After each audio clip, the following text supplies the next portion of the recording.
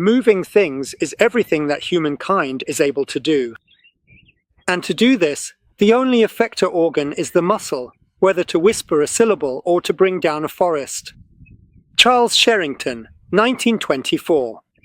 Forgive me for not introducing myself earlier, but Sherrington's quote deserved far more than my wrinkled face and my shrill voice.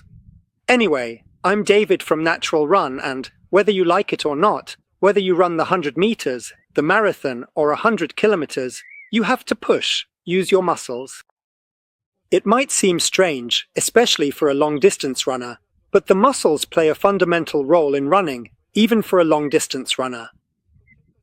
The concept is simple. You have to think about pushing the ground backwards and, since the Earth has a mass infinitely greater than ours, it won't move.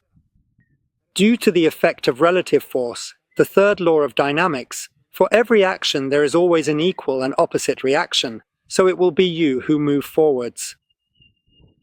Think of the ground beneath your feet as a huge ball, like a sort of hamster wheel, and you are hanging on top of it, making this ball spin under your feet by pushing. Only, you're not hanging in mid-air, you have to somehow float yourself. Unfortunately, simply moving forward by pushing the ground backwards isn't enough. There's another force that comes into play, gravity, which pulls us downwards towards the ball. And in fact, as we've already seen together in other videos, part of the force we have to exert to run is used to support our center of mass. That's where the role of forefoot landing comes into play, allowing us to get a greater push from the soleus and less braking thanks to landing beneath the pelvis. Moreover, whether it's a lot or a little, ideally you should channel all the force you use in the direction you want to go, that is, forwards.